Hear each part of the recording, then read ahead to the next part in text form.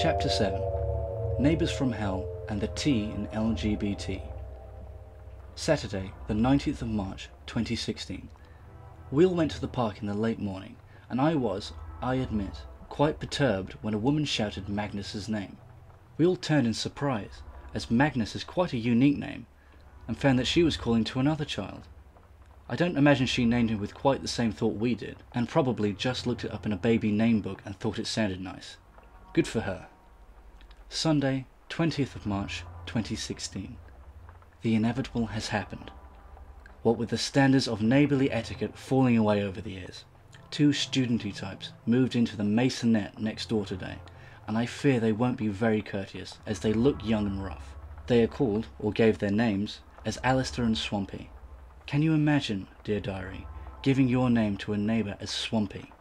I wonder if my building insurance covers any decrease in property prices because of nuisance neighbours. Monday, 21st of March, 2016.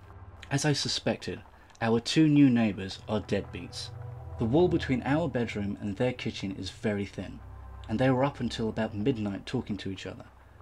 I went around this morning and talked to Alistair, a hefty boy who looked like he might just be unemployable, and he explained the situation.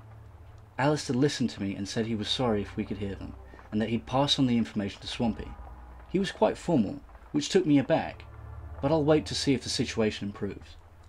Got a very nice hand-printed invitation to the wedding of our gay friends, not that it matters, Nick and Alex.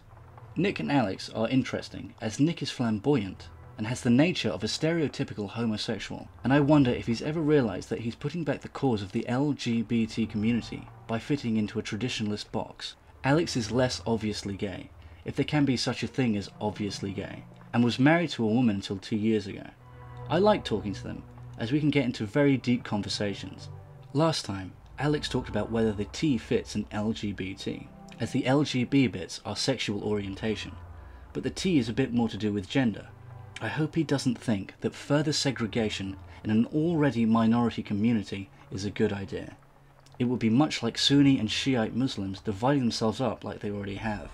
Must do more research into Sunni and Shiite Islam, and into the T in LGBT. Also, I wonder whose second name Alex and Nick will keep. If they choose to do things like that, will it be Streaker or Balls? Tuesday, 22nd of March, 2016.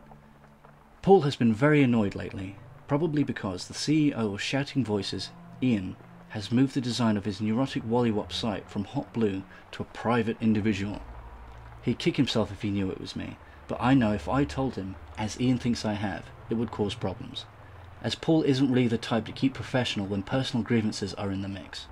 Best I say nothing and just get on with it, and enjoy the pretty penny I'll make too. Ian's ideas are a bit lame, but I think the best art comes from pressure and parameters. Diamonds are, after all, made under pressure. In the evening, Doggy Willow must have picked up the scent of another dog. I'm sure he's part hound, and was barking at the window. Probably he can smell the dirty socks of our new neighbours, or some cheap and pongy meat they bought from a supermarket, probably in a can. I had to write a note on their dustbin earlier, as their dustbin had been brought back but they can't close the lid. I explained that this attracts foxes. Wednesday, the 23rd of March, 2016. Went around to tell those two students off, as I could hear their television playing well after 12:30 in the morning, which kept me awake until I nodded off without knowing it. I spoke to Alistair, who again said he was sorry if he had disturbed us, and that he'd pass on the complaint to Swampy, who appears to be in charge. Tried to call Curteous twice, but his phone led straight to voicemail.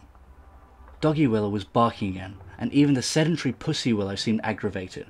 The Ribieras are coming over tomorrow, so I'll have to go to the butcher I know in Archway. I went around to the neighbour's house again, as they were talking well into Wednesday night again, and I could hear them syllable for syllable. And when I awoke, I heard one of them singing in their shower. This time, the one who gave his name as Swampy answered, and was far from gentlemanly in handling my complaint, arguing that all the noise that was created was within reason. I was most astounded by his courage, already you see, in talking such nonsense. The Ribieras have just arrived, so I must finish this entry for now. Friday, 25th of March, 2016. I had to write to next door, as they didn't answer my call. They were up very early in the morning, and I heard the door slam several times. Ritzy said she was hoping to get Turquoise diagnosed with Asperger's, as it would help things. Their son certainly is somewhere on the autistic spectrum, whereas ours is clearly on the autistic one. I said this to Miri, but she didn't look amused, and I appreciate her seriousness when it comes to medical matters. Saturday, 26th of March, 2016. I went around again to the neighbours, as they'd been noisy most of the night, and was informed that if I went around any more, they'd complain to the council about my harassment. The cheek was accompanied by Swampy playing me a recording of Thursday night's dinner, which he has edited to include a dog barking. I told him that I am a media professional and I know how easy it is to edit in the sound of dogs barking over things. And he told me that I was a charmless narcissistic personality who belonged creeping over Hyacinth Bouquet's lawn. I think he showed his true colours. Just like I said to Miri, the neighbours from hell. The Diary of a Hipster was inspired by Georg and Whedon Grossmith's serial and later book, The Diary of a Nobody. It was read by Damien Benedict and produced by George Rockall-Schmidt.